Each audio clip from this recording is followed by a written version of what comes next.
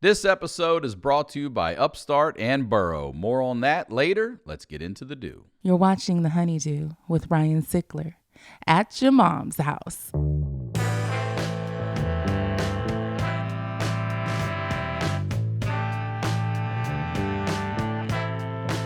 Welcome back to the HoneyDew, y'all. We're over here at Studio Jeans doing it at your mom's house. I'm Ryan Sickler. Ryan Sickler on all social media, ryansickler.com. Sign up for the email list there.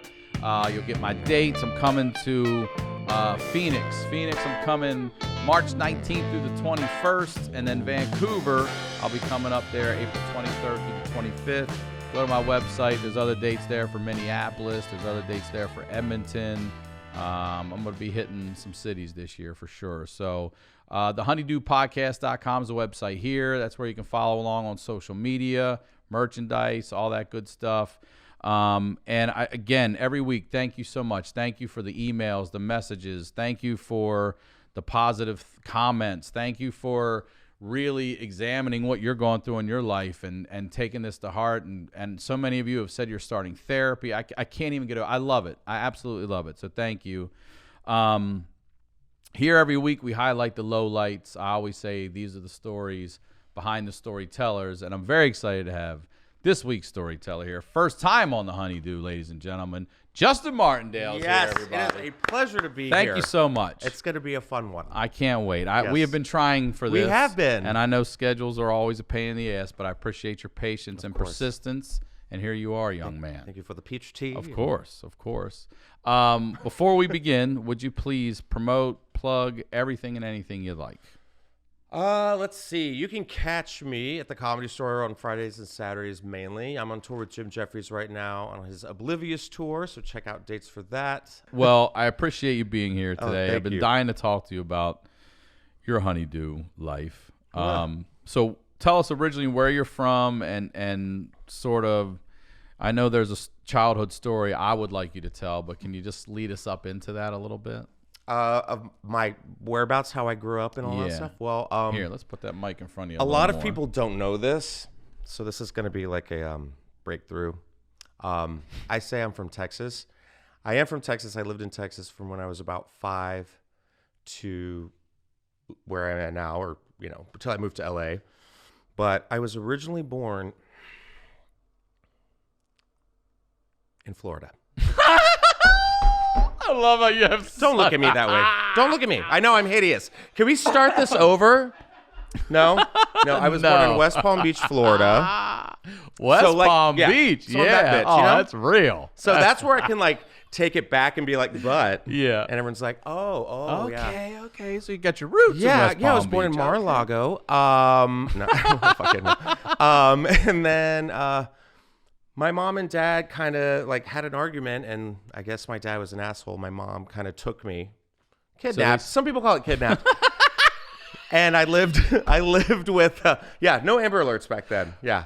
Wait, so hold on. So they have. Let's just start right off with an Amber Alert, Wait, right? you got to get on this microphone so people. Am can I hear. hotter? There you go. Okay. At what what age does she tell you this happens? You're an infant. You're a baby. Yeah, infant. Yeah. And they just were out. She like a fucking Tammy Wynette song just packed me up. Granddaddy came and we got in the car like that. Didn't look back. We were driving so far. So we wound up in Tennessee, and my mom raised me there from Tennessee. as a kid, till I was about 4 years old, and she met my stepdad. They got married at 4. Okay. And then we moved to Texas, Laredo, Texas, which is like a border town. Yeah. So all of this white was really stood out. They put me in special ed for a first week because everyone knew Spanish and I didn't. I think does the 10. What goes through Laredo? What's the main freeway through Laredo? Or Fear? off of it. Yeah. Highway Fear. Highway Fear. Yeah. I think I'm starring driven through Steven Laredo, Seagal. Yeah. Texas. God. So Can I ask you, is your biological father during this time, is he trying to find you, track you guys, or anything? He said he did. I finally met him when I was about 25. All right, we're going to come back. We'll go back to that. So stepdad, mom, and Justin are now in living in Laredo, Texas. You're about 5-6 years old. I have a sister named Andrea. And how old is Andrea? She's just born. Okay. And then I have two brothers. Is Andrea from your stepdad? Yes, all the three kids are. Yeah. And so I have Aaron and I have Paul. Okay. Yeah. And I love them. They're great. So, and then we moved to San Antonio when I was about, I think it was in 3rd grade, and I was in San Antonio all the way. So I say I'm from San Antonio because I spent the most time there. Yeah. So what are your parents doing, or your stepdad and your mom doing at this time for work? What do they do? My stepdad is an engineer for Federal Express, and right. my mom is popping out babies. Okay. Yeah, All right. and slowly going insane. Yeah. All right. So I got to be the oldest of 4 growing up. And were you like a religious family? Like, what was the? We had phases. like I remember like one time we were like really into church, and then we got bored, and then or we liked sleeping in, and it'd be like, but then we kept going through these like weird like phases of faith. We're like, this week we're I went to private school when I was like a freshman in high school till like I was about 10th grade. I was in private school, uniforms, everything. Really? Yeah, that was intense. See, it's funny you say that about faith, because we didn't have to go to church except I was raised Catholic. We didn't have to go to church except on, Easter, Christmas, that kind of shit. But we had to go to Sunday school every Sunday. See, we didn't do Sunday school. We didn't have to go to church, but we had to go to Sunday school. I'm like, you're all not in this motherfucking Sunday school. You're just dropping us off and leaving. Where's your faith, goddamn it? Yeah, we went to like vacation Bible school and like all that stuff. And like one day I remember like my mom standing up and going down to the front of the church, and all the kids were like, fuck, mom's going down the aisle. Like all of our buttholes in unison were like, whoop. We sat up straight that day in the pew. And my mom got up there and she was just like, Jesus, talk to me. And we were like, oh, God. Oh, God, Mom. Did she? Oh, she's screaming for it. She was so filled with his love that day. Oh, my God. And I think that was the first time I kind of realized I was gay, because I wanted to just be like, bitch. Like, sit down, queen.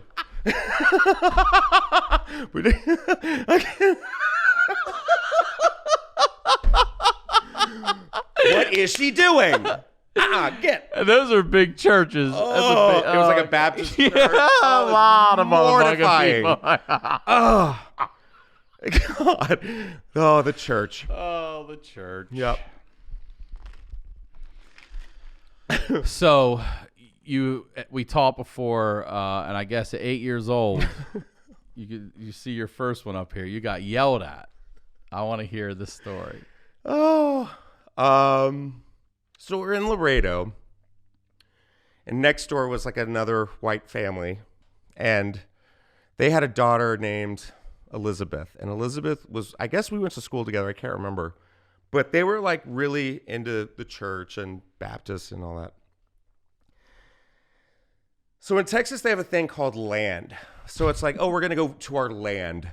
Okay, relax. You know what I mean? Yeah. And like, so they had a house on this land, which means they just have like an acreage of land, and it was like our land. My family didn't have land, so we were trash. But they invited me to go spend the weekend with them on their land. Elizabeth with Love It Justin came. And so I remember getting there. They had a house. There was a cabin. And this was the first time I realized I don't really know Elizabeth. So I didn't know like her habits. I don't know like her getting ready and all that. Like, Sure. I'm a boy. She's a girl. Is she the same age too? Yeah. And her parents, I don't know them. We never hung out at each other's house. She just fucking invited me one day. So sorry, I got really angry. This is her fault. This story is her fault. So we end up getting there. I find out Elizabeth is allergic to everything. She's allergic to grass. She's allergic to the floor. She has to sleep on a cot, like above ground, so she doesn't die. I'm like, great, I'm a witness. So then one day we go down to this creek, of course. Mm-hmm. It all begins with a creek, doesn't it? And it's me, Elizabeth, and her mom. And so I start skipping rocks, right? And the mom's like, Justin, just be careful. You know, you don't want to hit somebody with the rock if you skip it too hard. At that very moment, I'm looking back and I'm like, ricochet, Elizabeth, no, right in the fucking face. Without a beat, the mom went from Justin to a fucking she-wolf. It was like, she looks, I swear to God, this is what I saw. She goes, "You stupid fucking kid." And I went, "Oh!" Immediately ran off into the unknown. Don't know where, I'm just, just like, it might have been a corn maze. I don't know. A corn maze. And so the husband, the pastor, runs right past me. I mean, it was aggressively like that. I didn't make that shit up. It was long nails. Like, do you remember what she said? "You stupid she actually fucking said kid." That. Yes. Oh, that's not just what was in your head. No. That's what Jesus wanted her to think, but then the devil made her do it. You know that actually came out of her mouth. Oh, I you stupid fucking kid. Yeah, and I was just like, oh, like my soul was like, no. Like it was like someone like showed me a Medusa head. And I was like, nah. Yeah, I would have rather that happened. And so we get in the car ride and no one's talking. We're all just sitting there like, wait, okay, hold on. We guys, I have questions about Elizabeth over here. Is she bleeding? Bleeding. Oh. I'm a competitive rock thrower. Did she go down to take a knee? I think she took a knee. Yeah. There was definitely like a oh God. And pastor runs and by crying. you. They're running by. Oh God, shrieking, I'm sure. And you've run off into the woods. Oh fuck! I didn't know where I was going. So when do you finally stop and realize, fuck, I have to go back? I think the dad chased me out and was just like, "Justin." I was like, "Huh." And he's like, "It's okay, don't worry." Like, because I think he was like, I'm sure he fucking slapped his wife. He was like, "Did you cuss at him? I got a reputation." The pastor. Yeah. The pastor. Yeah, just a good old fashioned pastor slap, you know? Jesus is between me and you. Honey, Jesus. it's for the Lord. Oh, he's right. I felt the love when you hit me. Karen, what happened? I was reading a book in the shower and I fell. Yeah, it's like, spousal abuse is never funny. Never. And then, so we're sitting in the car and we're just in silence. It was the most, I remember it being like, like you could feel it. She hasn't apologized. Or... I don't know if she's alive or dead. No, I mean the mom, Medusa up front. Oh, just wait. Who are you sitting behind, by the way? I think I'm with Elizabeth, who's staring out of a window. Bleeding. Yeah, just with a bleeding. Just blood running down her head. I don't know if there were napkins back then. Back then. God. Yeah, back then it was so long. They didn't have napkins. And then I remember us pulling into the driveway. My mom is standing outside. She's like, "Hey, Justin, did you have a good time?" The mom gets out. "He had a wonderful time. We had such a wonderful time. We'll definitely have to do it again. Thank you so much for letting him come. All right, you guys have a good night. We'll talk to you later." She didn't mention a damn thing. And I was like, just roll with this. Just roll with this. And I remember telling my mom this story like maybe a couple years ago. And she was like, "What?" And I was like, "Yeah." She's like, "Why didn't you tell me?" I'm like, "Because I will never, that look, that werewolf glare sticks with you." Yeah, you see that. It was jarring. Yeah, I'll bet. I was like, I just remember being like, oh, wow. And I don't remember the last time I saw them. You tell her, she said, "You stupid fucking kid." You stupid fucking kid. Well, you know what? You stupid bitch. You've haunted my dreams. It's stuck You on you. cunt. God, you Christian cunt. I'm so sorry. I'm going to get dragged now. You Cancel are. culture. Justin hates Christians. Oh, God, that is horrible. Oh, it was awful. Brutal. Okay. Man. It is funny. It is so funny how things like that It's crazy. That'll be with you until you leave yeah. the planet. Trauma. That will be Trauma at a young age, That's you what know? all this is, dude. That's what all this is. Trauma at a young age. It's just what everybody's problem And is. that's why I'm like, I'm never having kids. I don't, because no. It's what absolutely started anxiety and everything for me. So growing up in Texas, what is that like for you? You said, what age do you... This is like a this your life kind of thing, yeah? What age do you realize you're gay? What age? I always knew when I was young. I think I wanted to say I knew when I was around 5. Yeah. Because, well, and I just didn't know what it was because Sure. it wasn't talked about. It was Texas. It was, very strict Christian, Southern values, all that kind of stuff. And it was never really talked about. But I remember like I would have like crushes on like my guy friends, or like it wasn't anything. It wasn't anything crazy for me until I was about like when I started hitting puberty. That's when it was just like, oh shit. I mean, what a mess for anybody. Yeah, I'm thinking of some dirty thoughts in my mind, and there's no one to talk to. So you start saying, I mean, I remember going to bed as a kid, like laying down, and just like kind of looking up at the ceiling, and just being like, God, don't make me gay, don't make me gay, don't make me gay, don't make me gay, don't make me gay, don't make me gay, don't make me gay, like crazy. And, I learned how to kind of suppress that, and I was going to like private school when I was in, my high school. That's high school, 9th grade. I'm trying to fit in. Sure. I'm that stupid freshman, and I'm already getting teased and, Why? Well, just because I can rock a uniform and make it stand out. What kind of uniform? Well, it's just like a burgundy sweater, gray pants. I had like fun, cool, like 90s bitchy hair, and I was like, cool. I was in theater, shocking. That was my sport, man. I was a competitive Were you? theater arts person. Yeah, very competitive. In what way? What were you taking? Acting? I was taking everything? trophies. I was taking plaques. I was breaking hearts and taking final curtain calls. What were you involved in? Theater and closeted homosexuality. So were you sleeping with? No. Not in high school. No. Okay. Here's a question I want to ask you. Did anyone ever come out to you and you not own up to it at that time? Maybe you weren't ready yet. Did you ever have a friend come out to you to talk to you and you were like, I'm not going to give this out yet? Give it up? Ooh. No. I think everyone was just kind of running with it. Because it was just kind of like, all right. You're being teased because you were excelling in what kids in high school deemed to be gay. Yeah. Yes. But I was also popular. Like, I got along with everybody. Right. Guys and girls. Yeah. And do you play sports at all? Oh, God, no. No sports. Why? Does it look like I could play sports? You could play something. Like what?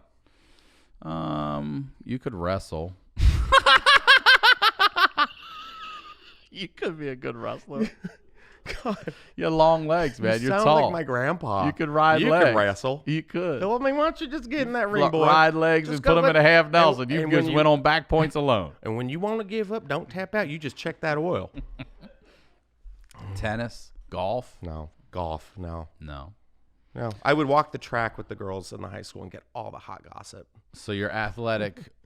Was walking and in a circle and drama. No. Oh wait, and I was the high school mascot. I should say that. Yeah, so I'm trying to lead you to it. It's right there. I'm trying to lead you to it. I forgot. That is athletic as fuck. You know what? You're absolutely right. It's the mascot of the athletic team. I was in athletics. The lead of athletics. The lead of athletics. I was the school spirit. And I'm like, nope, never touch the stuff. I'll sell it. I was wearing but I don't fuck with it. Yeah, You know what I'm saying? I was wearing this fucking mascot suit doing cartwheels and running around. What were you? What was the mascot? I was the cougar. You were a cougar? How art imitates life. And then, but it was fun because I actually just watched that documentary Cheer on Netflix. Mm-hmm. Have you seen it? I haven't It's yet. about the Navarro cheerleaders. I will watch it. Life-changing. I will watch it. Watch it with your daughter. I promise. Oh, my God.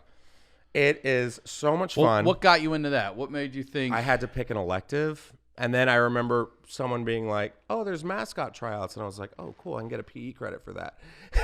Went and got it. That was a gym credit too? Yeah. Yeah, fuck yeah, okay. And then we actually went to one of those cheer camps that summer. I went to a cheer camp, the NCAA championships in Dallas.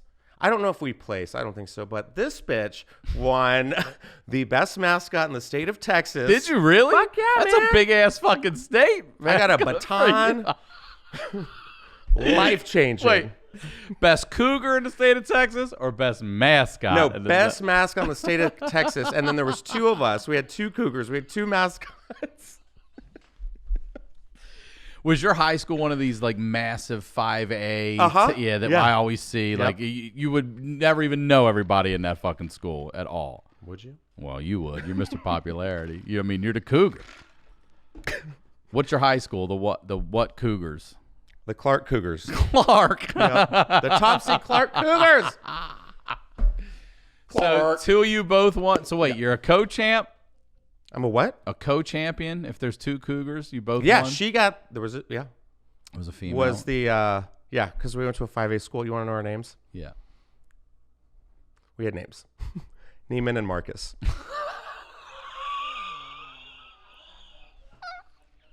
For life. Cougar name. It's still that? Fuck yeah. Is it? It better be, or Did I'll you make a name call. him? I'll make a call. I didn't name him. No, that was like, Oh, I don't even okay, know his okay. name. That I was- remember being that and being like, what? That was tradition.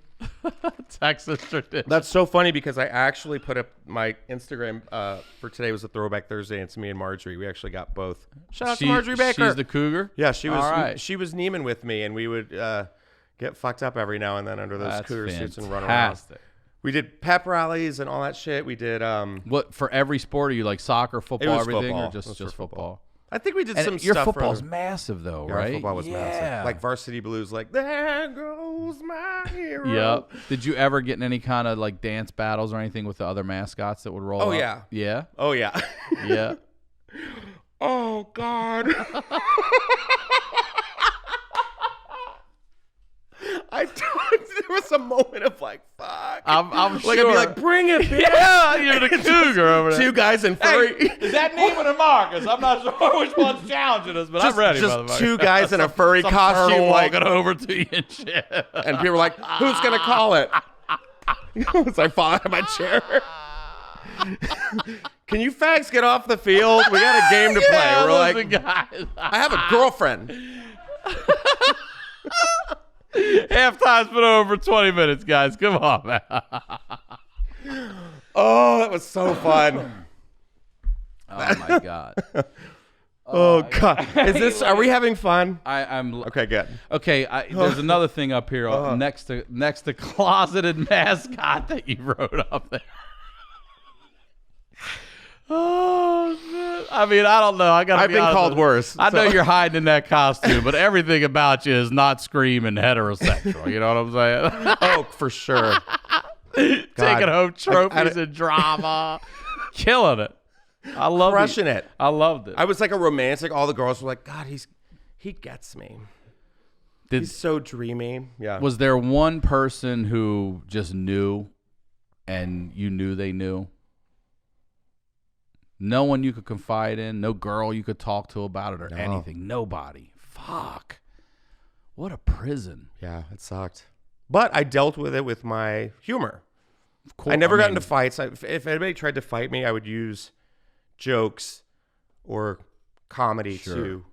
Like if I was getting picked on in a classroom, like I'd be the teacher's favorite. Yeah. I'd be like, got this. And the teacher, like if anything happened, I'd be like, and they'd be like, Give 'em the expelled and nod. shit. I had, yeah. Expel. Susan, you know what to do. Your career here is done. Yeah. I'll give you apples for a week. Take care of this one. Oh my god. So this one here next to closeted mascot up there. I want to hear about this because I had a story too about. Homecoming game? Yeah. Oh God. So you won. I did, yeah. And it was a vote. Yeah. So you must have been crazy popular then. Well, I mean, this is I transferred from that private school to the public school. So I transferred from a private school At where what everything age? was like Jesus to Right. like, the high school from Clueless, Right.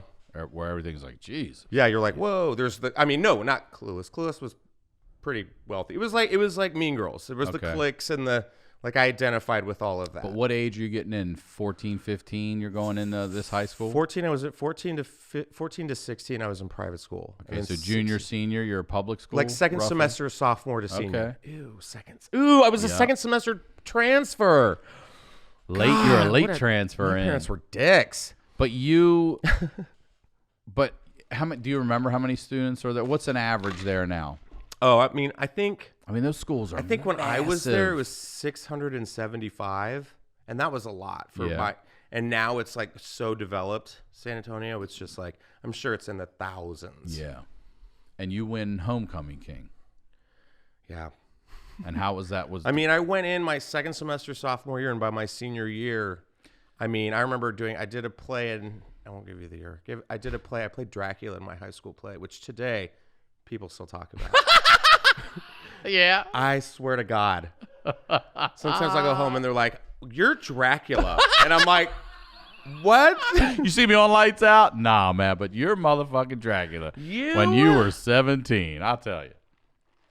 I have never been more afraid in my life. Like, I mean, but I rocked that shit out. It was badass. It was awesome. And then, I just kind of became this funny guy. And like my Throwback Thursday, the girl who was the mascot with me today on Instagram, like we won most humorous. And like, you know, she was my chick. If I was ever to confide in anybody, it would have been her. That's what I was wondering. Yeah. But I feel like she always knew. Okay. She always knew. Yeah. But we never talked about it.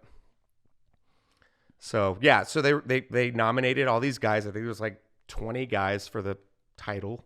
And you didn't have to campaign or anything, right? This was just a popularity contest, we did have homecoming week, and I remember like me and the girl who were campaigning together were like, we're a package deal. Like we're the theater kids. We got to represent. We went all out during like the themes. It was like nerd day, and I would like dress up and drop all my books and be like, "Mwah." God. I love how I said dressed up. I just showed up to school. And then, you know, like we did it all. It was fun. It was a big Texas game. And I made it to the court. So that's like the top 5. And then I won the title of Look at you. America's Next Top Model. Homecoming king. You don't want to say the year? No. It's all right. I mean, all right. It's 1997.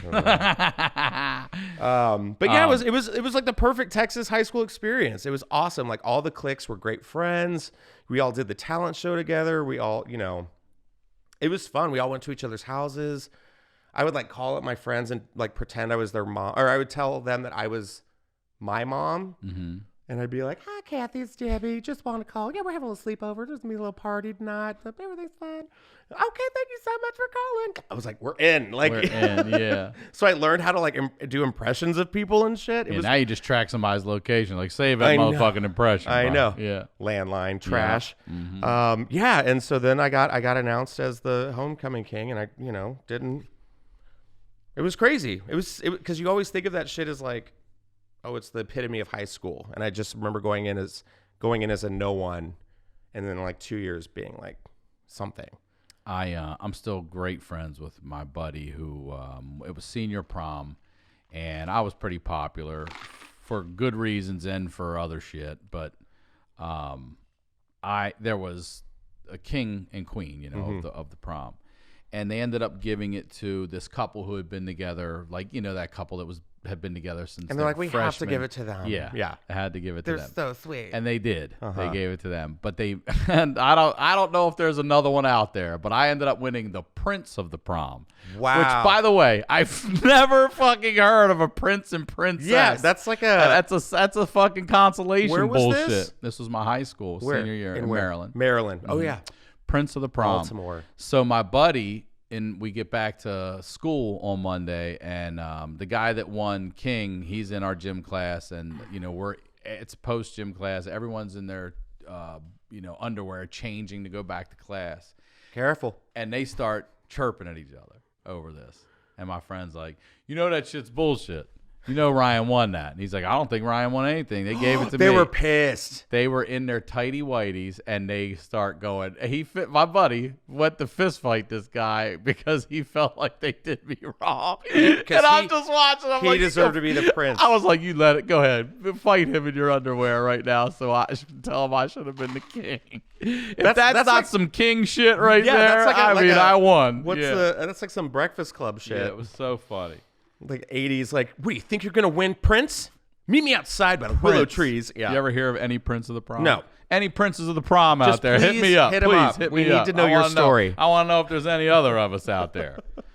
All right. What if you were the only surviving prom prince? I would. I'm last of your kind. I'm gonna lean into it, bro. Or what if there's one coming to like Highlander your shit? It's like, there's always a younger, faster, better prince, bro. I have to do this. Sink your heads up. He just absorbs your powers. I'm just covered in your blood. Like, no. That is too funny. Okay, high school. What do you do after high school? Do you go to college? Yeah, I went to. Where do you go? I went to Baylor University. Baylor, all right. Yeah, which is very Christian and Southern, and you know. And did you graduate from Baylor? Did you go all 4 years? What'd you major in? Eventually. Come on, bro. Theater. Yeah. Yeah, all right. You stuck know with it. Okay. All right. You didn't go to like fucking mass comm like I did. I went to Mascot University. Yep.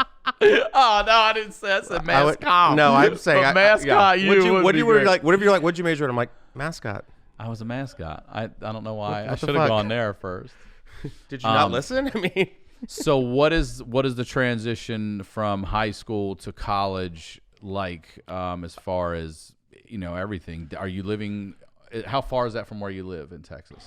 Did you commute or did you live on campus? I lived on campus. Yeah, I was about 3 hours away. 3 hours. Okay. Yeah.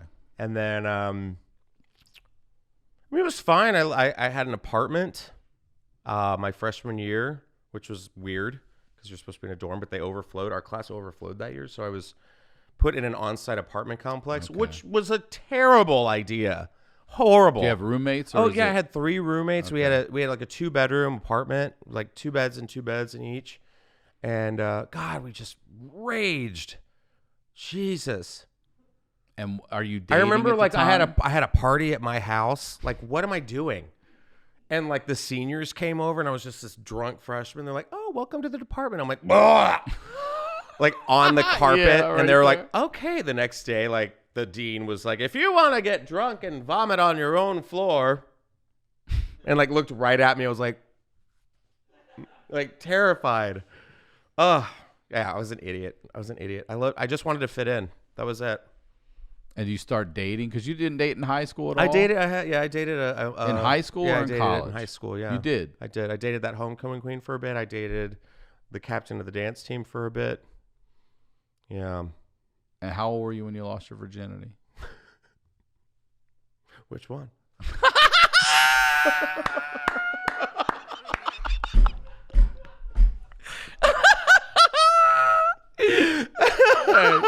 I want to hear both of them, goddamn.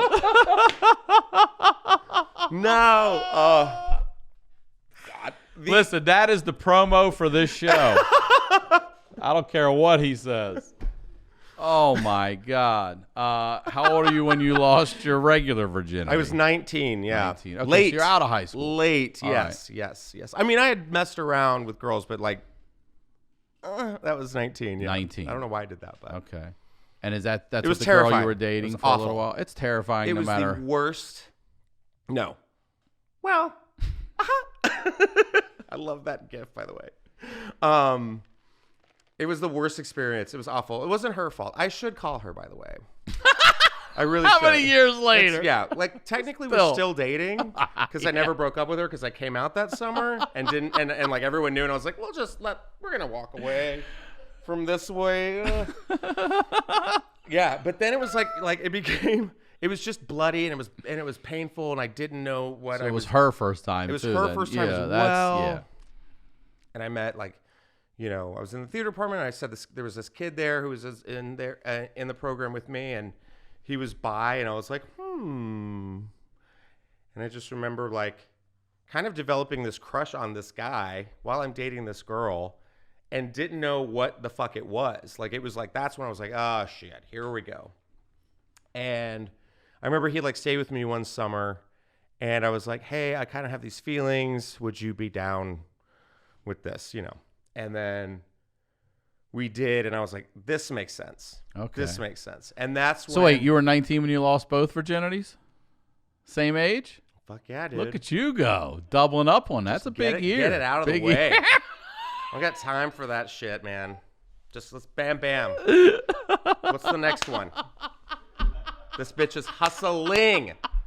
I got to get to LA and be a comic, bro. Okay, all right. So I remember we were like messing around. This is when it gets weird. We were messing around one night and my roommate walks in and I'm like, what? And he saw him and like closed the door. And that's when it kind of like started. He went and told kind of some people. He outed you. Like, and so it kind of went around and it spread like wildfire. I remember it was, you know, I was playing Oberon in Midsummer Night's Dream that summer at the Waco Community Theater. It's so funny. That is one of the names I remember from. I took Shakespeare in high school. And you don't remember Bottom? Oberon is. I didn't know. Jesus. So you're in this and my play. girlfriend's doing my makeup, and I'm just like, "Don't you fuck this up, bitch." I know I'm a piece of shit, but make me look good. And so yeah, it went around. It got to the point where it got so far that there was an abroad trip that summer, and they were at Stonehenge, and some chick wrote, "Did you hear about Justin?" on her Stonehenge postcard. Sent it to one of the 7 wonders of the world. And that's what she's writing about. Did you hear? I remember Did you hear? Let me mail this across the pond. Everybody back You should home. be here on the eclipse. Did you hear Justin was gay? God. The vernal equinox is approaching. I thought you were going to say she carved it into Stonehenge. Then I got to make a visit, right? Gay in Stonehenge. That's kind of iconic right there. You need to get that photoshopped in over there. I'm like, yes. And then I remember getting it in the mail. I was like, what? This is from Stonehenge. God, even Stonehenge knows about me. So I went through a crazy, like, I was outed, you know. It was, I forgot a part. There was the roommate, and then there was the other time where I went to a gay bar, and I got roofied. Oh. And I started hallucinating to where there was this old queen. I won't give his name out, but he knows who he is. And I remember going, he would be like, who knows, Justin, maybe tonight will be the night you come out of the closet. And I was just like, whatever, bro. Bro, yeah. And then I got fucked up and they were taking me outside. I remember like freaking out, hallucinating. And like at that time he went in and talked to the guy and was like, are you and Justin like fucking around? He was like, yeah. He's like, and that's how it all got out. I see. But the roommate did walk in on me, but it didn't escalate until that next instance. Got it. And then when you say it spread through your it spread through the college, department, the everywhere. teachers knew, Oh. you know, it was just Did like, it get back to your family? No, thank God. But I did, I was in the closet till I was about 21 with my family. And then I remember telling myself, what made you finally say, look, I'm comfortable enough to people kept asking me, they're like, when are you going to tell your family? When are you going to tell your family? And I was just like, when I'm fucking ready. But did you feel extra pressured? Oh, because yeah. of that? I was like, I was turning 21 and I remember getting on a plane to Boston because I was doing an audition for a summer internship. And I got it. And I remember telling myself I'm going to tell my parents that I'm gay on my 21st birthday over margaritas. Okay. So I had it all planned out. So I remember having my birthday. I came back. My mom's like, we're going to go out for Mexican food. And I was like, like I had to keep my word, right? And so I remember sitting at the restaurant. My dad didn't go. It was my mom and my sister. I think my dad had the boys or whatever. And this waiter came over. So fucking hot. Ugh. Like so hot. Hot. You still remember it the way you Yeah, he remember looked the like devil Prince Eric lady from The Little Mermaid. It was weird. I know exactly. I know exactly who that is. Okay, yeah, but Yeah. I don't know why that was so quick. Mm-hmm. But I'll take it. And he came over and he was like, "Would you like something to drink?" And I was like, "Meh, margarita with salt on the rocks." And he's like, "All right, cool." And like left. And my sister goes, "I think he was like into you." And I was like, "Really?" And she was like, "Yeah." And then my mom's just like, "Are you gay?" And I was like, "Yeah." And my sister's crying. She's like, "I wanted to be an aunt." Now she has 4 kids of her own. So fuck you. So she's upset that you're gay. Yes. And your mom's just like, "I knew it." And I'm like, course, "No your shit, mother Mom." would know, yeah. At 2, apparently, I was like, "One day, Mama, I shall play Dracula." And she was like, And they "This would is a talk about it heterosexual forever. child." Yeah. Yeah. And people will talk about it eternally. Eternally. God. Oh, God. I mean, it's so stupid. I am a dumb person. Let's take a quick break to tell you about our first sponsor, Upstart. You've heard me say it many times. We all know finding out the hard way of getting into debt is easy, and getting out is so hard, especially if your credit score is not great. Thankfully, now there's Upstart.com, the revolutionary lending platform that knows you're more than just your credit score and offers smarter interest rates to help you pay off high-interest credit card debt. When I was in college, all I did was charge. It took me years to pay off. You know you're giving that money back to them, plus interest, you paid them twice, all right? I wish I had something like Upstart back when I was in my 20s in college. Upstart goes beyond the traditional credit score when assessing your credit worthiness. They actually reward you based on your education and your job history in the form of a smarter rate. They believe you're more than just your credit score. They believe in you. They make it fast, simple, and easy to check your rate. And since it's just a soft pull, it does not affect your credit score. The hard pull happens if you accept your rate. And then the best part is once the loan is approved and accepted, most people get their funds the very next business day, the next day. Over 400,000 people have used Upstart to pay off credit cards or meet their financial goals. Free yourself from the burden of high-interest credit card debt by consolidating everything into one monthly payment with Upstart. See why Upstart is top ranked in their category with a 4.9 out of 5 rating on Trustpilot, and hurry to upstart.com/honeydew to find out how low your Upstart rate is. Checking your rate only takes a few minutes, guys. That's upstart.com/honeydew. Burrow is probably the sofa you've been hearing about. It's the one with the built-in USB chargers. This is the disruptor furniture brand. This is the couch you get when you're ready to start actually choosing your furniture. Whether you're furnishing your first place or graduating from inherited futons and ambivalent Craigslist purchases. I wish I had this. When I became a single dad, I bought a couch, hated the couch, sold it to some college kids for half price. They came to my place and carried it to their place 3 times. It was a sectional. Got another couch, hated it. Okay, got rid of that one too. I'm on my 3rd damn couch, and I wish I had Burrow at the time. This is the couch that everybody wants to have. Burrow sofas are easy to set up and easy to move. It's a simple assembly. You don't even need tools for this thing. It's durable fabric that's naturally scratch and stain resistant. Great if you have kids and pets. You can be flexible about your seating, add or remove seats as needed. You can even convert a love seat or a sofa into a corner sectional in the future. And even if you're just starting to furnish your place, a Burrow sofa is the perfect starting point. It makes any space look good. You can customize your Burrow couch to fit the look and seating style you want. You pick your fabric color, the leg finish, the armrest style, and the length. You can add a chaise lounge or an ottoman or both. Burrow's more than sofas. They create all sorts of practical, stylish pieces for your home. They have a collection of affordable rugs, coffee tables, love seats, armchairs, and ottomans. A genius sleep kit transforms your comfy sofa into an even comfier bed. Your guests will love sleeping on your Burrow. Burrow always offers free 1-week shipping and 0 interest financing, which is amazing. Get $75 off your purchase and free 1-week shipping at burrow.com/honeydew. That's BURROW.com/honeydew for $75 off at Burrow. Now let's get back to the do.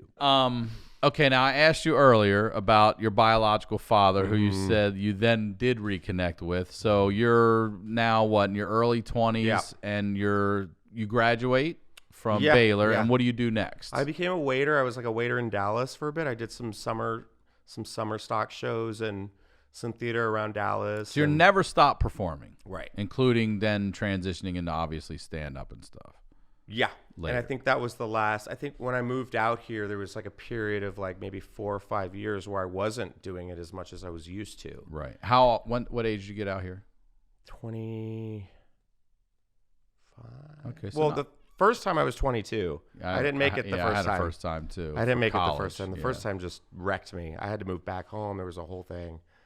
So I came back out here after doing another tour of summer stock in Lake Tahoe, which was awesome. And that's what I remember, like that experience alone and meeting those people and working with those people and having that experience with those people nightly was just beautiful, because I was on the beautiful Lake Tahoe was our backdrop. It was outdoors, and just all these people would come with picnics and all this stuff, and it was just so much fun. And I got to be who I was.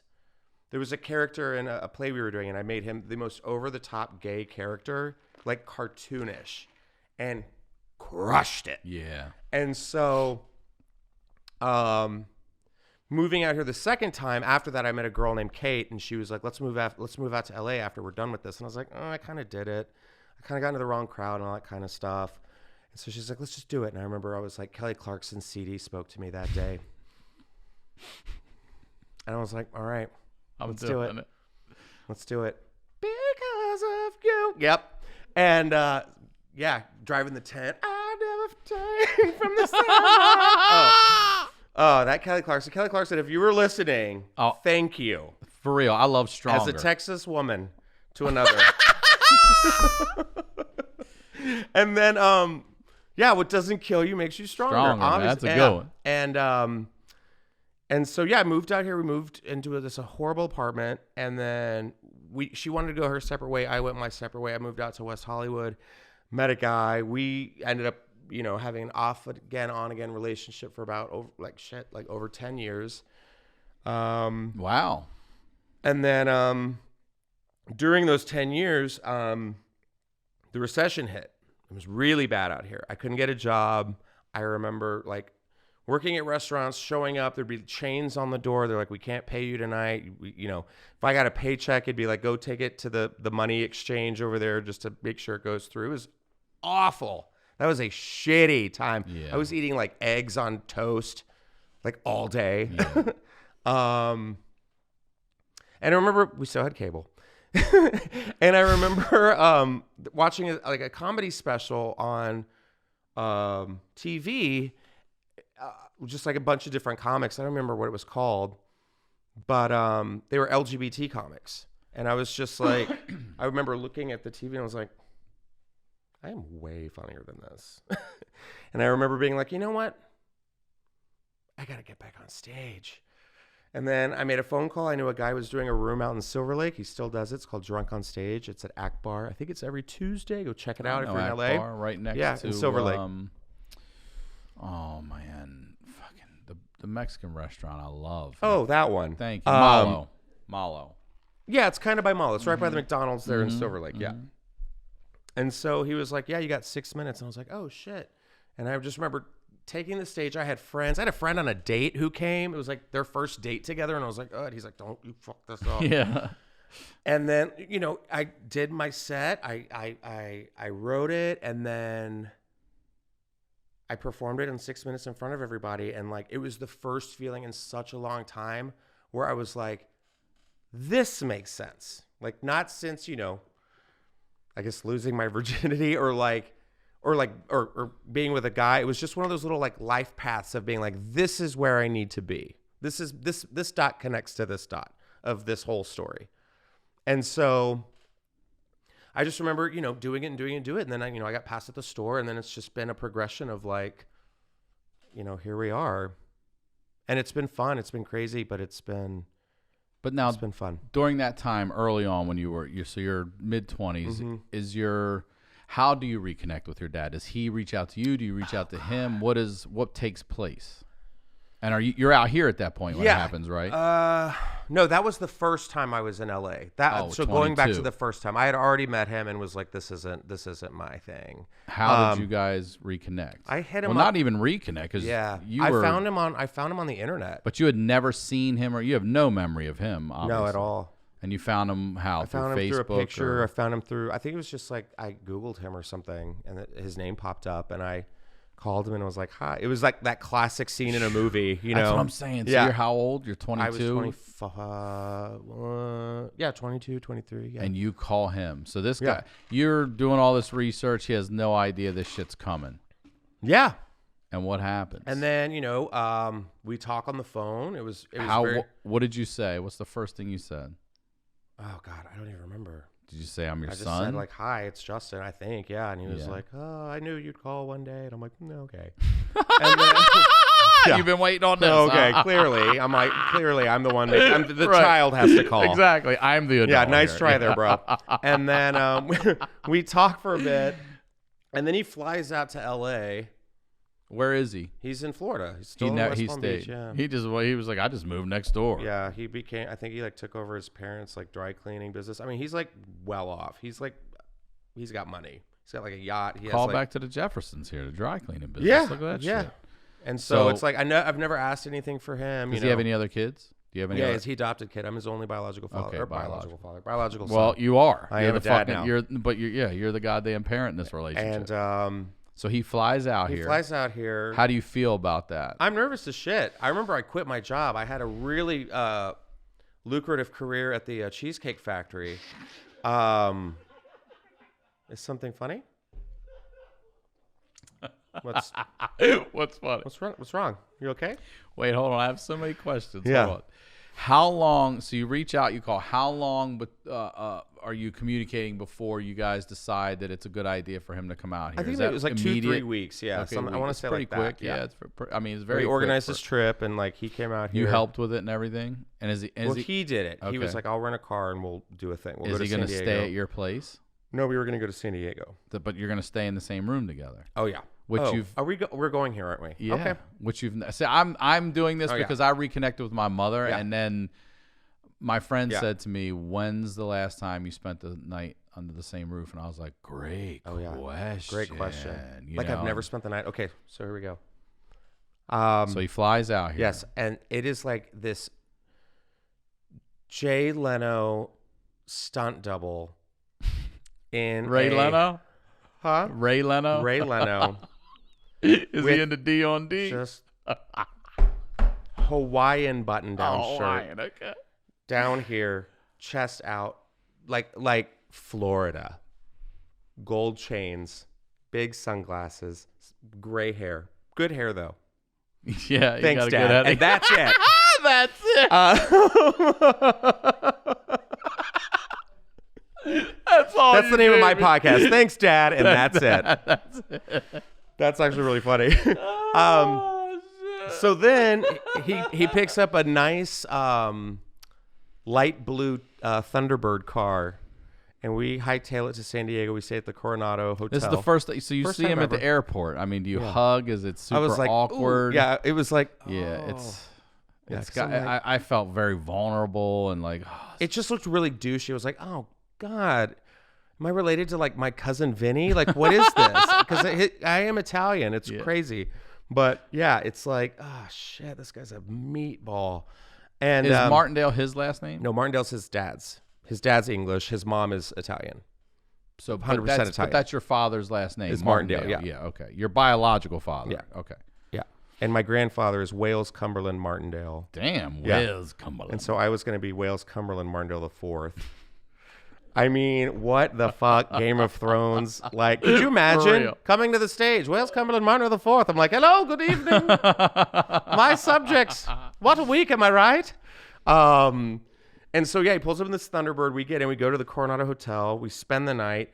We end up going to the lobby, and like, he's just starts like drinking and like hitting on girls. Like blatantly flirting. And I'm like, how old is he? I couldn't tell you. I mean, 40s? 40, yeah, early, Okay. late 40s. And flirting with these girls, and he's buying him drinks, and I'm like, he's got this like hot Colombian wife who wears Louboutins like back home, and he's just like, yeah, let's buy some ladies these drinks, blah, blah. And I'm like, well, okay.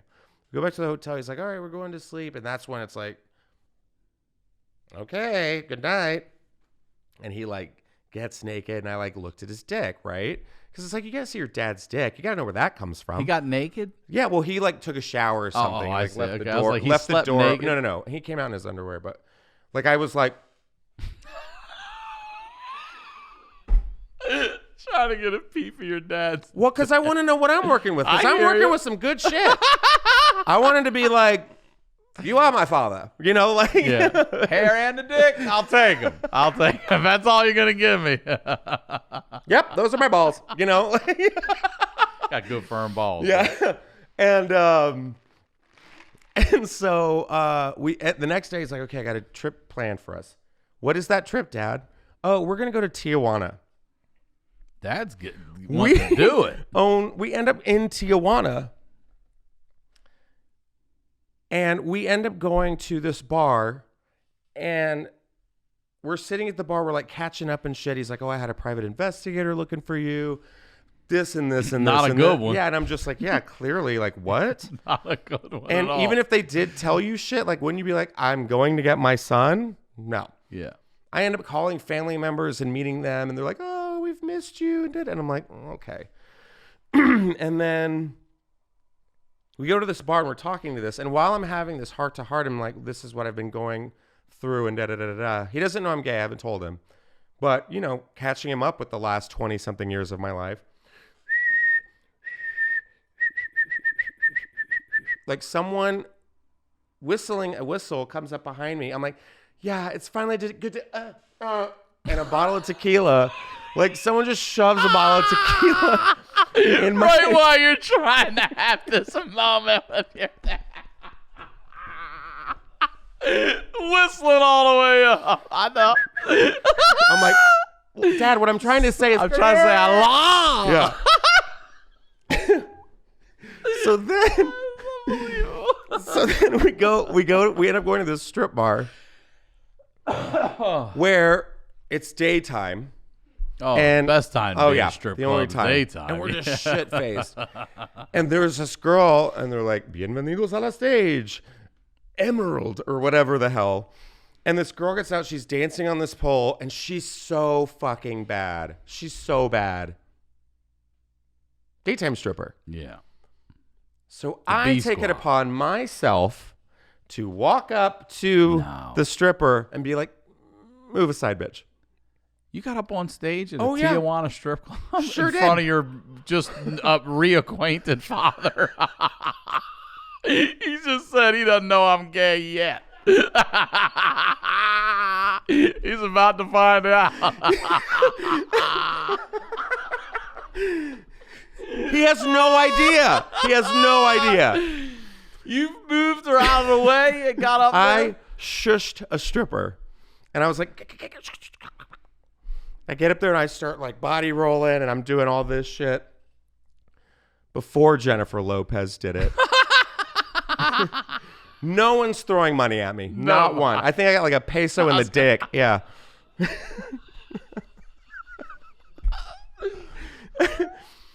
And that's when security came over and took me off the stage. That's when it came. So I'm like, I'm sorry. She sucked. She sucked. Someone had to tell her. Knowing glass? Knowing glass. God damn.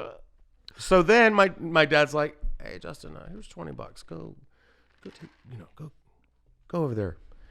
He then decides that he's going to buy me a lap dance because I just need to calm down. Yeah, just settle down. I'm heated. So I'm sitting in the back of this box with a curtain, and the stripper comes in, and she's like, she's trying her best Salma Hayek from, Dusk Till Dawn, and it's just not happening. Yeah. She looks like a vampire snake lady, That is but the sun hasn't set. It might be the greatest strips scene without nudity I've ever Hot seen as in shit, my right? entire That tequila life. down her leg. God La, la, la, la, la, la. damn, Yep. man. See, we've bonded on something. We have, seriously. And then she starts like doing it and everything. And I'm like, you know what? You're fine. You sit down. You sit down. Let me give you this motherfucker. Did you? I started having a heart-to-heart with this stripper. Listen, Tiffany. I go, do you have kids? She's like, see. I'm like, let me see them. Pulls out her wallet. She's got like 3 or 4 kids. I'm like, you need to go to America. You go. Live the dream. Like a jet flew over as I was saying that. Yeah, an eagle cawed. Yeah, and she was like, I know. She starts crying, and I'm like, oh God.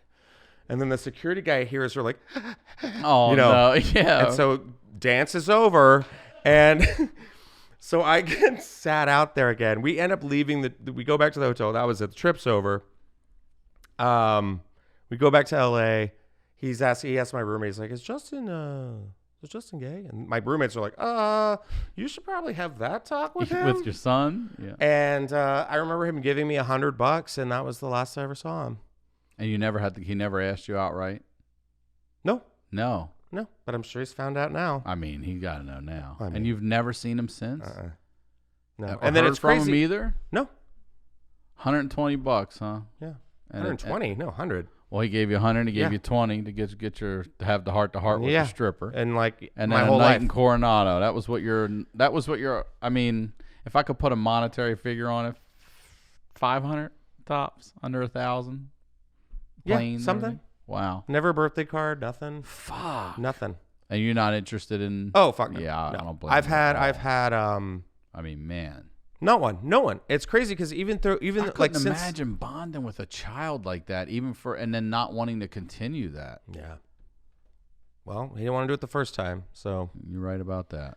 I mean, my mom took me for a reason, and yeah, he's a piece of shit. Yeah. And what was I gonna say? Oh shit! Oh, when I'm doing the road, every now and then I'll run into a Martindale who knows him and knows his side of the family, Like a cousin like they're or- cousins yeah. and shit. So they'll be like, yeah, you know. And he's never popped up at a show or anything if you've been there? No, I don't want him around. Yeah, I don't blame you. I mean, So who are you closest to in your family? Your mom? My Are you close mom- to your stepfather? no. No. I mean, Are they still together? we're no. They No, divorced. Yeah. I mean, we're cordial. It's just we have nothing in common. You know, he's remarried. His wife is very, very sweet. So your family I saw them at is- Christmas. Like I Okay, saw them that's at nice. Christmas. Yeah. So your family is your mom and her family. Which I'm the last of. All of her family's dead. But your dad, there's no one that kept in touch when you met those people. Like, oh, we've been wondering about you, whatever. Nobody followed up. Or No. stayed in touch. There's So- no, I take that back. There's actually a couple. I want to say they're from New York, and they every now and then I'll post something on Facebook or Instagram, and they'll chime in with a comment. That's and nice. Yeah. Fair enough. You know, whatever. I hear you. But you said you had a pretty rough 2019, Yeah. My grandma died. That was rough. and that's your mom's mom. Then, yeah. What happened? Do you want to talk about? Yeah, it? it's fine. Are you sure? Yeah. She was a great woman. She really was. She had a cool life. She married my grandfather. My grandfather ended up working for Elvis Presley. Wow. Yeah, Doing so what? he was the horse manager of Graceland. I've seen those horses at Yeah. Graceland. And so this is actually a tattoo I got drunk with Jessime Peluso in San Diego. And what's it say? Sugarfoot. What is Sugarfoot? It's the horse that my mom had to give away to Elvis, even when my granddad told Elvis not to take my mom's horse. Elvis took your mom's Well, horse. Priscilla fucking wanted it. She's like, I like that one. And he was like, sorry, man, I'm Elvis. Bye. And she was like, Sugarfoot. And like to this day, you know. So I ended up That's getting a it. great, terrible story. Yeah. Right? It's a great, It's terrible so story. traumatic. That's what And this so- whole podcast is. Yeah. Great, terrible It's story. yeah. Elvis took Did my they mom's keep the horse. horse named Sugarfoot? Oh, put it down right away. Just What? shot it right in the head for fun. no. They ran out of TVs. No, I mean, I didn't mean that. I meant that they keep the name Sugarfoot, or did they Oh, I call don't it know. something I don't else? know. I don't know. You're talking about Elvis killing the fuck. I was like, He's just like, yeah, I'll take it from here. right in front of you. Sugarfoot. Sugarfoot. And that's the day my mother never rode again. So your mom had a horse Yeah. that Elvis gave to his daughter. How about that? Maybe. I mean, that's terrible. I don't but- think the daughter was born yet. Oh, okay. Lisa Marie. No, I don't think she was born yet. This was like in the 60s. Wow. Okay. So that's your grandfather. He's working for Elvis. Yeah. Yeah. And then they had a son who died really, really early. Is that why you went to Tennessee from Florida? Yeah. Got it. Yeah. Okay. Because my grandfather took us. And then, she had So a brother who ended up living in like the Memphis area. Yeah. Then? Okay. Yeah. And then I've been to Beale Street. Yeah. I love that little area. It's cool to visit. It's a lot different. Yeah. It's a visit. To visit. Yeah. I would. But it still has it's a just heart. not. I couldn't live there. Yeah. It But has there's a nothing heart wrong with though. it. Yeah. Fuck yeah. I love it down there. And then she had a brother who ended up dying at like 14, I believe. Your mom? Yeah. And so it was an accidental, it was an accidental suicide, but like it's also been called a murder. Like it's one of those dark family secrets that nobody wants to talk about. But I think I know what it is, so I'm going to keep that in crack here. The case? Oh, okay. I think my uncle was gay. So there was that. And I think he didn't know how to deal with it, and that's what I think. Oh, that's terrible. And then so they grew up, and then my grandmother cut her lawn every day. Her and her husband ended up divorcing, but they were still friends. They had a friendly divorce and stayed friends. And then he passed away in 88. And then my mother and my grandmother, had a hard time together. They always fought. And my grandmother, I loved her. She was always very, very sweet to me. They always lived close by each other, though? Yeah, there was always just fucking like Southern bitch drama. Mm-hmm. It's just like, well, you did this. Well, I did not. Well, and it's just, shut up. Just return the cake pan. You know what I mean? Yes, it's like, fuck off. Yes, totally. Yeah. It's that dumb bullshit. both your lemonades are good.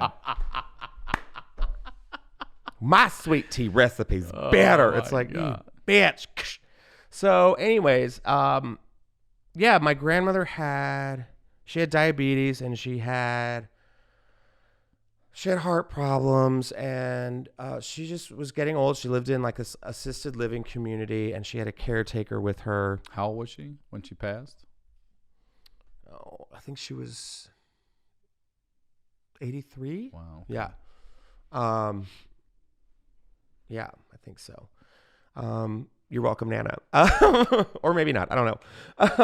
Yeah, I think she was 83. And yeah, she had a heart attack. Then she had a stroke. Well, she had a stroke. Then she had a heart attack when they tried to revive her. Oh. They ended up cracking her ribs for emergency heart surgery. And she was better, but at that point, like the damage had already been done. And then she had another heart attack while she was trying to get through that one. So it was very fast, very sudden. That's the last heart attack is what did it in the facility though. Yes. Yeah. And so the caretaker ended up calling my sister, and then my sister called me, and we had to make a decision. It was like my mom and her weren't talking. Oh no. Hadn't talked in a while. The last couple of years, every time my mom would call, I'd be like, have you heard from Nana? And it's just like, no. But you guys would communicate. Yeah. And then it just kind of got to the point where she was schizophrenic. Like, so she would see shit. Mm-hmm. And, she'd be like, the white wolf came by the bed the other day. And I'm like, what? You're like, I met that bitch when I was 8. And she fucking said, you stupid fucking kid. Yeah. I know who you're talking about, Nana. I was like, I've seen her too. Yeah. Yeah. I haven't stopped seeing that bitch, Nana. Yeah. Yeah. The white wolf. You stay away from my grandma. I just throw a stick. The motherfucking white wolf comes back. Goddamn. Yeah. Just waking up naked in a field. I killed again. And so. Oh my God. All these dead cattle. So then we had to make a decision to fly out and take care of some shit. So it was actually a really good time. My brother Aaron was in the UK with his wife because he's in the Air Force. So unfortunately he couldn't come. But my sister and my brother and I, we all went. That's nice. Did your mom go? Did you convince her to go? No. Yeah. And so that's tough. She was on life support, and it was hard. And yeah, it was like. So you guys had to make the decision to take her off life support. And it was so quick. And this is actually like the first time I've kind of talked about it. It was hard. It was really hard. Like having to, like the nurse came in and was like, is this what you want to do? And we were like, we can't see her like this. Like she's not going to, there's no recovery from this. And she could hear, like she was coherent, like she wasn't talking, but you could see that there was something in the back of her mind that was just like, oh shit. And it was hard to watch. Like I've never seen somebody pass. Like in the movies, it's always like, you know, and if you're like that and you get that, congratulations, because I did not get that at all. And it was, my sister freaked out. We were all, and my brother who fought in Afghanistan, he was like, this is how it is, guys, because he's seen it. Yeah. And I was like, I remember like afterwards, I was just like, you've seen that? And he's like, oh yeah. When I was in war, I was like, oh, I'm so sorry, you know? Yeah. So we had to go from grandkids to grand adults, and we had to pick out our clothes. I did that. We had to pick out our flowers. We had to put together, you know, a funeral in this like small town, and not a lot of people came. There were some people that came, but like, you know, all our friends are dead. So it was like a small service. We went and buried her. I got hit on by the pastor. Hey, pastor coming back too. Oh, girl. This pastor was thirsty. Yeah. At the funeral? At my grandmother's getting put in the fucking ground. It is a soggy Tuesday, and I have to deal with a soggy bottom. Shit. He's just hitting on you? He was like, so, when you go back? Yeah, okay. And I'm like, okay. My brother, my sister there, and he's just throwing like dirt on the coffin. I mean, and like, they're all, when you fly out. He's just like blatantly flirting, and I'm like, dude. My brother's like, are you? I look at my brother. I'm like, are you seeing this? And he's like, oh yeah. And he's like, so are you a member of the alphabet community? And I'm like, really? I don't know that. What is that? LGBT. Oh. He's like, yeah. I've been to a couple gay bars, you know. I'm like, yeah, no shit. God, could you pick a better time, Steve? I'm sorry, Pastor Steve. Pastor Steve. God. And then it's so crazy, and my sister and I have talked about this. I've definitely felt like a guilt because I'm like, I just don't want her to hate me. So I went to a psychic not too long ago, and I just sat there, and it was, you know, her name's Brittany. She's fantastic. She's of course it is, right? 2 T's. And I'm sitting there, and she's great, really cool chick. And she starts laughing. She was like, "There's a really loud woman here," and I was like, "I'm right here." And she's like, no, you know, she's very loud. She doesn't want to be here because there was like tarot cards and shit. And I was like, okay. She's like, oh, it's your grandma. And I'm like, oh, okay, cool. And she goes, she loved the flowers. And I was like, and I didn't even tell her anything about my grandmother passing, nothing. And I'm like, oh, because I love the flowers too. They were good flowers. And she was just telling me, you know, everything's fine. I made the right decision and all that kind of stuff. And it was very like, I remember crying because I was just like, whoa. And I went home and I called my sister and I was like, I talked to a psychic today. And she said, Nana, I love the flowers. I mean, I have never heard my sister break down the way she did because it was really hard on her. Yeah. She has 4 kids on her own. You know, it's like she really stepped it up like a boss and handled that situation. And I'm very proud of her for what she did. That's nice of you to say. Yeah. Now, can I ask you? Did your mom ask about the funeral? She nothing. Didn't even. How was it? Was it a nice? I mean, does she regret it? Have you talked? I don't know. She says she doesn't, but I was just like, I could never. I don't know. That's not something. It's just hard, and it's just like, I don't know. It's kind of petty, and my mom and I have fought so many times, and we've had our arguments and stuff. But I'm like, you gotta know that when your time comes, I will be there. Yeah. And I just couldn't imagine. It was just like, because I mean, the only people she really had there were her grandkids, the three out of the 4 grandkids. Yeah. And it was just, and I went back over Christmas And the last day I was there, I told my sister, I was like, can we go out and see Nana? And so we went back there, and I was just looking at where I came from. And I was like, there's my grandfather, my grandmother, her son, you know. And you're just kind of like, oh, wow, this is where I came from. And then I looked, and I was like, oh, fuck. We misspelled Nana. Nuh-uh. Did you? Did you? N-A-double-N-A. Nana. I was like, oh, You've never noticed. And we all proofread the tombstone, and we were just emotionally drained that we 3 kids were just like, that's fine. Like, didn't even care. Nana. N-A-N-N-A. I was like, oh, this is why those books are falling off my shelf. That's why that loud lady was here. That's why I got a sage. Yeah. I got to buy some rocks after this. Oh, wow, man. Yeah. So that was definitely a hard lesson, you know. Not a lesson, but it's just like It's an experience. It sticks with you. It's traumatic. Oh, yeah. All trauma. And you have those dreams afterwards, like in every horror film, where it's like, you could have helped me. And you're like, no.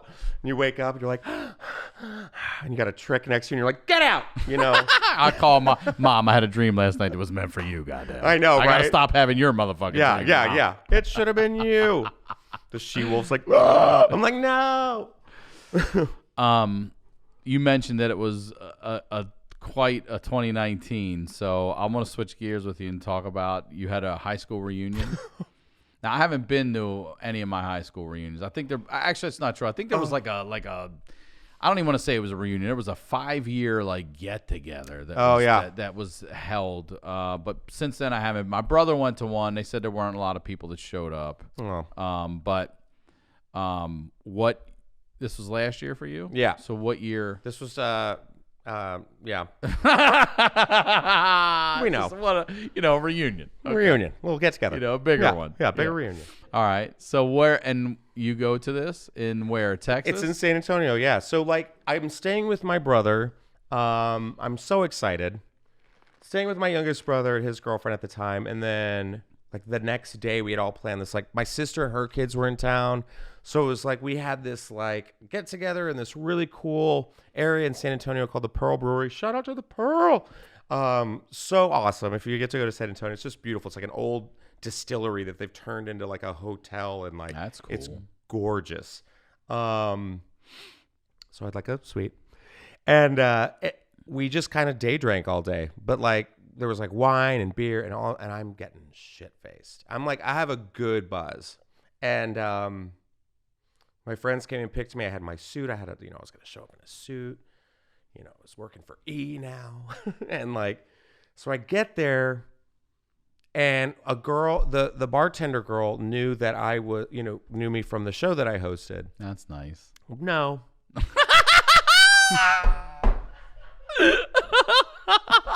Come on, no. I'm going to look right into my camera and just say, I'll see you in hell. Best thing to say to someone. I love that line. So she's like, oh my God, I love your show. And she goes, what can I get for you? Whatever you want. I was like, you know what? I'd like a nice Texas bourbon. That's what I want. Just a neat, or just one rocks. She's like, oh yeah, I got it right away. She pours it. It was delicious. I couldn't even tell you what the name of it was, but I had about 2 or 3 of those. People are trickling in. No food yet. I start seeing my old friends, like my friend Ann Farringer, who she married Mike Farringer. They were high school sweethearts, and I've been in contact with them. My friend Ann Dias, who lives in New York now. Marjorie came, one of the other mascots. So I'm just hooking up with all these people I haven't seen in, years, decades. And it was just like we kind of picked up right where we left off. I remember like crying, and everyone's like, why are you crying? I was just like, it's just with the gang's back together. And then the waitress comes over and she's like, oh, so the bourbon that I've been giving you is $75 a glass. No. And I'm like, no, because that means it's strong as shit. So I At this point, I'm overwhelmed with emotion. They're playing like all of our music from And you're back in 3 the of these day. deep. Yeah, plus a full day with like kids and family, just, you know, having beers and shooting the shit. I have a panic attack. And so, like, but not like oh, I'm hyperventilating. It's a drunk panic attack where I was like, I need to get out of here for a second. Because it was kind of like, I got thrown back into that year. And I was like, whoa. And my life is so different now. Yeah. And it's just, it was just a lot for me. Because it was such an age that I defined myself. You know what I mean? And now I'm here and I'm defining myself. So visiting that is just, it's like that scene in Back to the Future in Back to the Future 2 where she walks by herself and she's like, I'm young, I'm old. And they pass out. That's what I did, but with a little bit of shit. So I go outside. I guess I just walked downstairs to the front door. I walked outside. I stood in the parking lot. I breathed. And I just started peeing. What do you mean? Just peeing. In your pants? Oh, yeah. You started peeing yourself? Full piss. Warm, hot, reunion piss. Reunion piss. In my shoes. No, dude. Yeah. Who's out there with you? No one. All right, no one's out there. I'm just standing there like I know how it works. I know how it's supposed to work. And the fact that I didn't be like, I should take my dick out and pee like all the other times. Why did I just, just stood there and was like,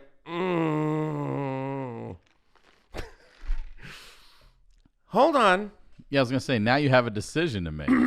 Are we ghosting the reunion? I try to get back in. They're like, no, you're done. And I'm like, why? They're like, because you're covered in your own urine. And this is Texas. Is what we do. They don't let me back in. So I'm like, fucking. So I go over to my friend's car, right? She left the passenger side unlocked. I get in the car, pull the chair back, lay down, and pass out. I wake up to the sound of, you're in my car. And I'm like, what? They get in, they're like, dude, you're in my car. And I'm like, what? It's not my friend's car. That's what I was hoping you were going to say. You're just some strange dude who's pissed himself, and they don't know if you pissed yourself To in this their day, car. they lock their doors every time. Every motherfucker. That one. They were like, never again. That was their car 911. They were like, this will never happen again. Oh, God. And so just puddles of piss in their car. Oh, no. My friend ends up leaving. She's like, we're going home. I get home. I think they got me in the shower. I get in the bed. I have to wake up at 4:00 in the morning to get on a plane back to LA to go cover Jim Jeffries' show as a correspondent at Politicon. So I roll on a plane. I don't even want to know. To the person who had to sit next to me, I'm sorry. Oh, it's not my brand. And I roll off, get in bed. The car comes, picks me up. We go down to the convention center. And I didn't realize that it was the Republican Politicon. So I'm there hungover, looking at a bunch of MAGA hats, like, no. Oh, and by a bunch, I mean like 20. They'll tell you it was packed to the rim. Yeah, right. 20 fucking tools. And I have to go interview them. And I'm like, at one point, the camera caught me like almost puking on a woman, but that was real. That was real. Because I was talking to her about like immigration, and I like my stepdad's Mexican and shit. And I'm like just all like I She's really, like, this is what we're talking about right here. It's making you sick. Yeah, I was like, whoa, yeah. And they're like, fake news. But yeah, that was definitely an experience. And to this day, I remember like coming back and being so apologetic to my friends. I was like, I'm so sorry. I'm so sorry. And they're like, we got you. We get it. And I was like, okay, so next time I come back, we're not doing that. So, but yeah, I was like, Justin, what the fuck? But I was just, There's a lot of going on. A lot of back emotions, you know? So I'm going to take you back there again because I would like to hear if you could go back and give your 16-year-old self some advice, what you would say to 16-year-old Justin. Oh, this is so RuPaul's Drag Race of you. Does they do that at 16-year-old? You know they do. I never watched it in my life. Honest. Is it 16 years old? Is it? Sure. God damn it. Yeah.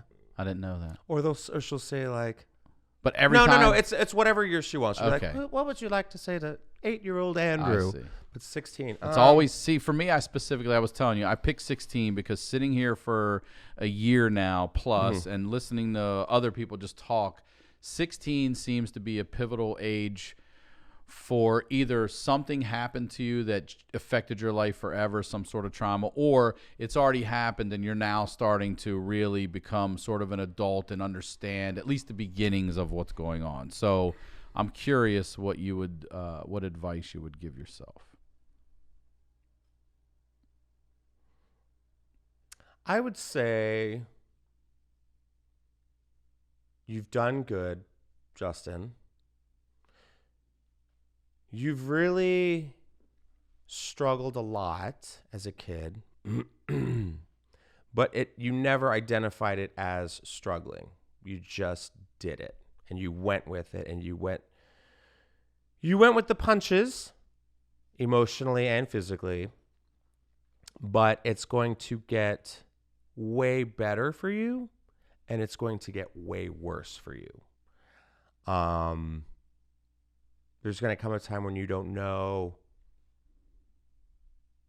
who you are, who you can trust. But first and foremost, trust yourself and go with your gut. And you're going to get kicked so hard. You're just going to get beaten up just emotionally, and you're going to think a lot of dark thoughts. But you're going to pull through at the end, and you're going to always stay true to yourself. Like your mom always told you, never forget who you are. And yeah, you're doing it. It's going to take some time, but you're doing it. Is it? It's going to take some time. And it's, yeah. Give me some. What? Give me your hand. I What want are to we shake doing? your hand. Oh. I wanted to tell you thank you for coming on. Ow. Come on now. That was a hate crime. Come on. I hate crime. I love you, dude. Cancel. Ryan Sickler. Cancel him. Thank you for real. Yes, thank you so much. It was a pleasure talking to you. Coming on friend. here. And please, again, plug everything you'd like. You can see me at the Comedy Store. You can follow me on Instagram at Justin Martindale, on Twitter at Just Martindale. DM me if you liked this podcast. I like making friends. And I'm on tour with Jim Jeffries right now on the Oblivious Tour, so check your dates. Yeah. And if you're with me now, thank you. And if I make some new friends out of this, welcome to the ride. I love it. Thank you. You bet, for man. real. I am Ryan Sickler on all social media, ryansickler.com. We'll talk to you all next week.